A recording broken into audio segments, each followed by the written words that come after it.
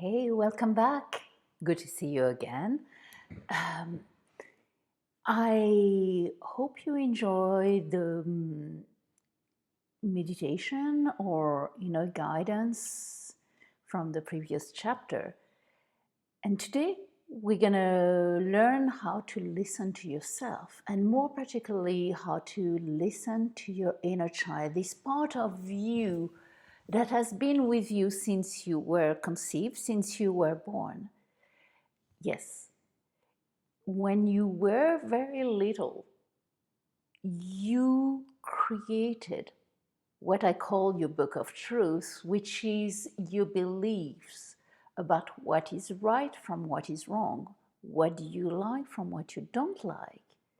And there's nothing wrong with it, except that quite often, because what you have experienced was not always kind and gentle, some of the beliefs you have created were actually hurtful, and the book of truth might in fact be a book of lies.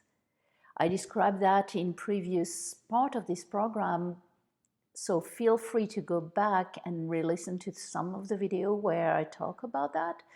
But today I want to show you how to heal this innocent part of you, this part of you that has been judged, this part of you that has been hurt, and how to really let that part know that it's safe to be alive and to be in this planet. So let's get started. First of all, it's important that your inner child feel heard. So why don't we give it a voice? You may have all noticed then that when we are thinking, we move our body. If you agree to something, there's a good chance your head gonna nod yes without you even thinking about it. And if you don't disagree, your head will shake no. So we're going to use this tool that your body provides of moving according to what something feel. If it's feel I like it, it's a yes. If I don't like it, it's a no. And the way to use this part of your body is with something that we call muscle testing or ideomotor response. You may have heard about muscle testing. To do muscle testing, you will use your two hands. The easiest way to do it is on yourself. You will see it in different video, in different book, that you can do it by extending your arm in front of you, and somebody else will press along your arm. And if your body is in agreement, it will stay strong. And if your body is in disagreement, it will become weak. But that's very difficult to do it that way. As you can see in this video, I have a hard time even showing it to you. So the way I do muscle testing is like that. I create two rings with my fingers, and I put one ring inside of the other. I hope, okay, you can probably see it. Okay, the video is not the best way to show it, but here we go. And you're gonna try to separate those two rings, like by pulling. And your body, if your body is in agreement with something, the two rings gonna stay strong, and you will have very hard time separating it. Let's say if I say my name is Fabienne and I pull, my body is in agreement and it will stay strong. Now, if I say my name is Maria and I pull, as you see, my fingers are snapping open for a simple reason, which is my brain is thinking for a split of a second about this thing that doesn't feel true, that doesn't feel right, and it weakens these muscles tension that allow the two rings to stay together, and by pulling, it will separate. So practice that, and if you need any help with that, I will have to show you in person, obviously, or on video one-on-one. But we use muscle testing to check with your inner child if something feels right or something feels wrong. Another way to do it is by using two of your fingers. And I'm going to guide you in the next chapter with that tool called ideomotor response, which consists of making an agreement with your inner child that lifting the index finger up and down, allowing to lift it up and down, will be a yes or an agreement, while lifting your pinky finger up and down will be a no or disagreement. The same way that this is yes, this is no. You can ask your body to use one of your hands as a voice of your inner child. And lifting the index finger could be a yes, and lifting your pinky finger could be a no. And by practicing that, you will start listening to your inner child either by muscle testing or by this ideomotor response, just by seeing how your body behaves. The reason we use the body as a way to communicate with our inner self, with our inner child, is because even though you may not have memory of what happened when you were a little kid, your body has a memory of it. Your physical being got tense when it didn't like something and got relaxed when it liked something.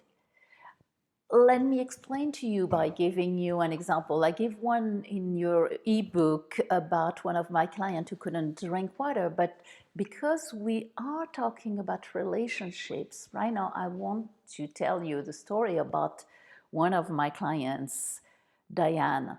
Diane was really struggling in her relationship, and she quite often told me, I will never find somebody who loves me and who wants to be with me. And to be honest, she was one of the most gorgeous women I ever met. Beautiful inside, beautiful on the outside. She was smart, educated, and there was absolutely no reason she would believe that she was not lovable. Except that when I asked her to close her eyes and really get inside of herself and feel this I'm not lovable feeling in her body, her heart started getting tense. Really, this feeling of fear was present. So we use the ideomotor in our case to go back and find when this belief was created. And I was like, Diane, this belief was created a long time ago, and I had a yes. And was it created before the age of 20? Yes. Before the age of 10? Yes. Before the age of 5? Before the age of 1? Before the age of 0? And I still have a yes. So I say, did this belief was created before you were born? Yeah. In a past life? And I had a no. So we did embryonic stage? Yes. So what we discover in this process, actually through hypnosis, I help her remember of what happened while she was in utero, inside of the womb of her mom, that made her believe that she was not lovable. And the memory that came back, the sensation that came back, because there's no really articulate memory in the stage of being an embryo, the intuition that she got was that the trauma was created when she was a few weeks in utero. Actually, I think for her it was close to 3 months. And that's when her mom discovered that she was pregnant from her. And unfortunately, she was not desired because her mom was 16-years old when she got pregnant from her. And the only thing that a mom wanted to do was to get rid of this baby because she really was not ready to be a mother.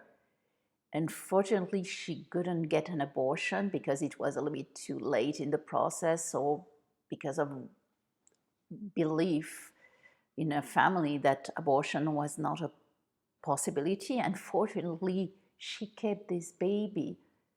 But as an embryo, little Diane felt this rejection from her mom even before she was born. It was reconfirmed later on as a young child when her mom was mad at her and told her over and over again that she was not loved and wanted, and that created this trauma of I'm not lovable. Same story applied to another of my client. His name is Ronnie, and Ron is really struggling to find the love of his life. He's is really looking for the best partner, but as we were talking, I could feel there was this fear of abandonment. If I find somebody who loves me, they're gonna reject me. And right away, we went back to the moment in his birth. Actually, within 2 days of his birth, his mom gave him away to adoption, and he felt this abandonment from the person he was supposed to be loved by. And he believed this lie that if he was loved by someone, that someone will reject him, and he'll spend all his childhood and adult life looking for proof of that being true by attracting partner who will reject him over and over and over again. So this is why it's so important to really love your inner child. Let me quickly guide you on how to do that. So I would like you to close your eyes again and focus on what is your challenge right now. Is it a belief of I'm not lovable, or I'm not wanted, or I cannot leave my partner if you are in a toxic relationship? What is the hurt that made you want to listen to this video? And once again, you're going to feel it in your body. Sense the tension. You remember feeling, thought, and body sensation. Sense the body sensation. Where is it tenseness in your body? Once you have found it, just imagine that you are going in there. And either by checking with your finger or by muscle testing it, find when this tension was first created. Or you can even just have your imagination to bring forward a number right now. Whatever number it is, let's say it's 3. Go back to the image of you being a 3-year-old, a little kid who experienced for the first time this tension, and lets your imagination bring back the memory of what happened. And then send a lot of love to this inner child that is hurting. Because this child who was told that he or she was not lovable, that she could not be accepted the way she was, she's still hurting today. And if you have heard a lot of negative message like you're stupid, or I wish you were not there, or whatever message you have heard, It's time to let it go. It's time to tell your child, your inner child, how amazing she is or is, how lovable he is or she is. And really send so much love to this kid that is you, that she will not need to feel rejected ever again. You might find that this trauma was created in your own childhood, but I want to add one more thing. This trauma may have even been created before you were born. It may have been created in generation. For example, my own belief of I'm not wanted or I'm not worthy come from intergenerational trauma. My great grandmother was abused. My grandmother was abused. My mom was given at birth because she was a girl. And that trauma of women being abused or rejected because they were women have been transmitted all the way to me. And I had to heal the generation in order to change that for my inner child and for myself. I want that for you as well. Unfortunately, it's not something we can do in video because it's really deep work, but let me know. I will be happy to guide you through that. For now, just stay as much as possible in your own life, or if you want to heal some intergenerational trauma, just use the imagination to bring back the memory of what could have happened that created its trauma and send love and healing energy to it and really see how this change you and how it brings a new belief in your life. Wow, we are just starting, and I know it's amazing. I know it's a lot of information, but this is such an important part in your way to be unstoppable. You have to start by loving yourself, and I love you. I look forward to talking with you again soon. Have a wonderful day. Bye.